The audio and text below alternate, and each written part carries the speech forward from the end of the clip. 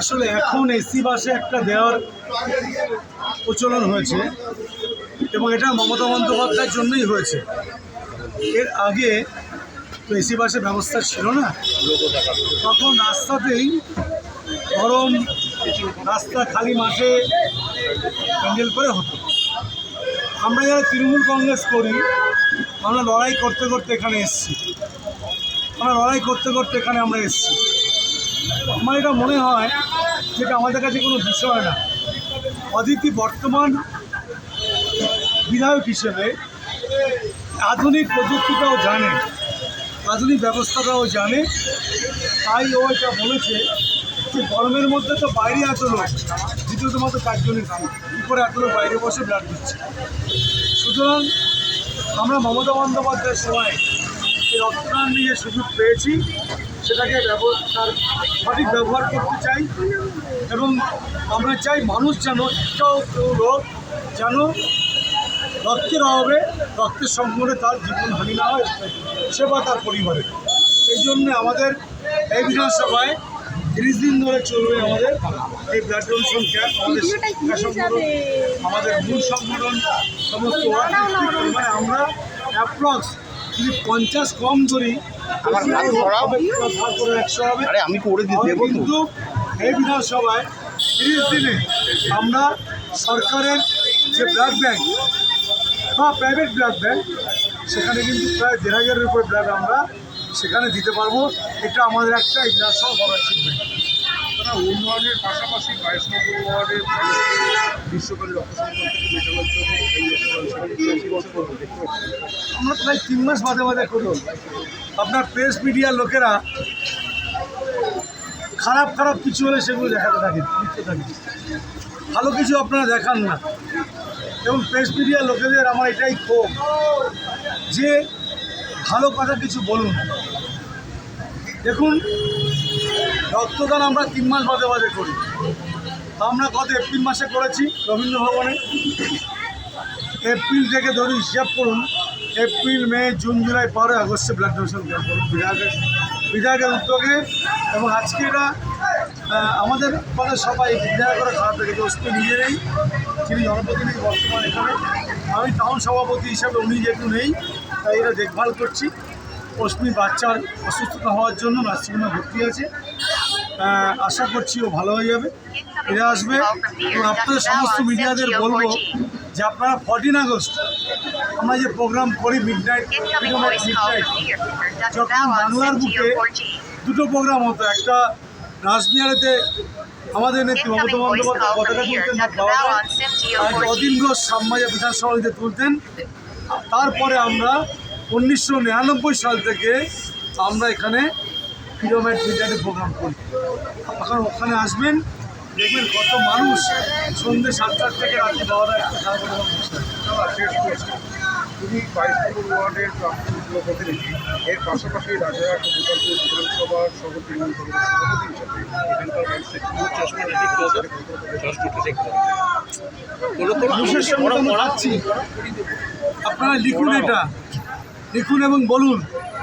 সেটা হচ্ছে যে গত বর্ষা, এই বর্ষার আগে আমাদের বিধায়ক অদিতি মুন্সি জল জমা দেখতে এসেছিল, যে বাগজেলা ক্যানেলের পাশে পার্শ্ববর্তী অঞ্চলে কীভাবে জল জমে গেছে সেটা দেখতে এসেছিল। এবং সেটা প্রশাসনিক মিটিংয়ে বিধায়ক হিসাবে মুখ্যমন্ত্রী জানিয়েছে। সঙ্গে সঙ্গে মুখ্যমন্ত্রী সচিবকে বলে যেটা অদিতি বলছে সেটা দেখিনি। এবং অদিতি কী বলেছিল, একটি ছোট্ট রাজনীতি জগতের মেয়ে নয়, সে গানের জগতের একটি মেয়ে, সামাজিক একটা বিখ্যাত মেয়ে, যে কৃষ্ণর গান গেয়ে বেড়ায়। সে বলেছিল, দিদি আমি তো এত বুঝতে পারি না, কিন্তু আমি দেখেছি লোকের অনেক কষ্ট হয়, এটা আপনি একটু দেখুন। সেই কথার উপরে ভিত্তি করে মমতা বন্দ্যোপাধ্যায় তার দপ্তরকে বলে এবং দপ্তর টেন্ডার করায় এবং বাগজেলা ক্যানেল 10 ফুট মাটি কাটা হয়েছে। বাগজেলা ক্যানেল গত বর্ষায় যা ছিল তার থেকে 10 ফুট মাটি কাটবার জন্য এবারের এত বৃষ্টি হয়েছে, সর্বত্র জল দাঁড়িয়েছে। কিন্তু গতবারের মতো এবারে কিন্তু জয়পুর, অজয়নগর, সুরের মাঠ, মেলাবাগান, নয়াপট্টি এইসব জায়গায়, দুর্গাবতী সব জায়গায় জল দাঁড়ায়নি। এটা আমাদের সরকার, আমাদের বিধায়কের অ্যাচিভমেন্ট, এবং সঙ্গে সঙ্গে এখানকার যিনি জনপ্রতিনিধি পৌরসভাকে সঙ্গে নিয়ে এলাকার সমস্ত প্রণালী ড্রেন পরিষ্কার করে দিয়েছেন, ছাড়াই করে দিয়েছে, তার জন্য আর জল দাঁড়াচ্ছে। এটা হচ্ছে অ্যাচিভমেন্ট, এটা উন্নয়ন। আজকে কতজন রক্ত দিল শেষ পর্যন্ত? 50 জন রক্ত নিতে ওনারা সব কিছু সিস্টেম নিয়ে এসেছিলো, কিন্তু এখানে 100 লোকের উপরে বসেছিল রক্ত দেওয়ার জন্য। কিন্তু ব্লাড অনেক সময় ধরে নিলে সেটাকে প্রিজার্ভ করতে দেরি হলে পরে তাহলে ব্লাডটা খারাপ হয়ে যায়। এই জন্যে আমাদের এখানে সব মিলিয়ে আশা, মমতা বন্দ্যোপাধ্যায় গর্বের আশা, এবং যারা পশ্চিমবঙ্গ সরকার স্বাস্থ্য পক্ষ থেকে পৌরসভার মাধ্যমে ডেঙ্গুর অভিযানে যারা নেমেছেন এবং যারা নির্মল বাংলার কাজ করছেন, সব মিলিয়ে প্রায় 44 জন স্বাস্থ্যকর্মীকে আমরা এখানে সম্বোধনা দিচ্ছি। তার কারণ এই মেয়েরা, এই বোনেরা যখন বাড়ি বাড়িতে যায়, অনেক সময় বাড়ির লোকের দরজা খুলতে চায় না, বা পাশে যদিও কম, বা কেউ বলে এখন হবে না, চলে যাও, পরশুদিন আসো, কালকে আসো। তার জন্য আমরা অনেক সময় রাগারাগি করি, তুমি কেন ছাদের উপর জল জমানো দেখলে না, তুমি কেন চলে আসলে।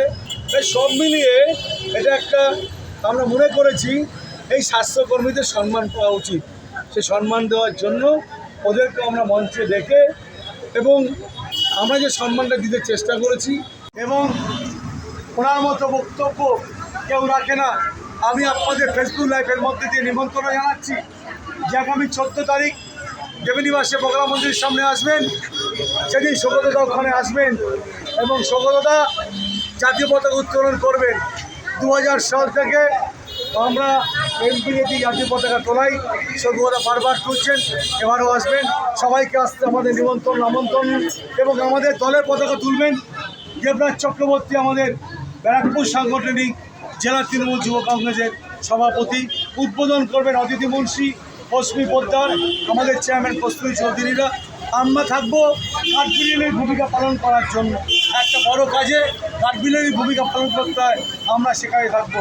আপনাদের সকলকে প্রণাম, সকলে আসবেন। আপনারা জানেন যে কলকাতায় 3টে প্রোগ্রাম হতো, 2টো প্রোগ্রাম হতো। একটা মমতা বন্দ্যোপাধ্যায় আমাদের নেত্রী, তিনি মুখ্যমন্ত্রী হননি, রাসবিহারীর পতাকা তুলতেন রাত 12টার সময় 14ই আগস্ট, আর অতীন ঘোষের নেতৃত্বে বিধান সরণিতে পতাকা তোলা হতো। আমরা মমতা বন্দ্যোপাধ্যায়কে স্মরণ করে 2000 সাল 1999-2000 সাল থেকে আমরা এইখানে দমদমের বুকে পতাকা তুলি। এখন বিভিন্ন জায়গায় জেলা এবং রাজ্য এবং বিভিন্ন জায়গায় ফিডব্যাক প্রোগ্রাম হয়, এবং 14 তারিখে পতাকা তোলা হয়, 15 তারিখেও হয়। সবাইকে আমাদের দমদমের এই প্রোগ্রাম দেবীনিবাস বগলা মন্দির আসতে অনুরোধ করছি। সকলে ভালো থাকুন, সকলকে প্রণাম, শুভেচ্ছা। মমতা বন্দ্যোপাধ্যায় আমাদের শক্তি, মমতা বন্দ্যোপাধ্যায় আমাদের শক্তি, অভিষেক বন্দ্যোপাধ্যায় আমাদের পথ চলার দিশা। সবাই ভালো থাকুন।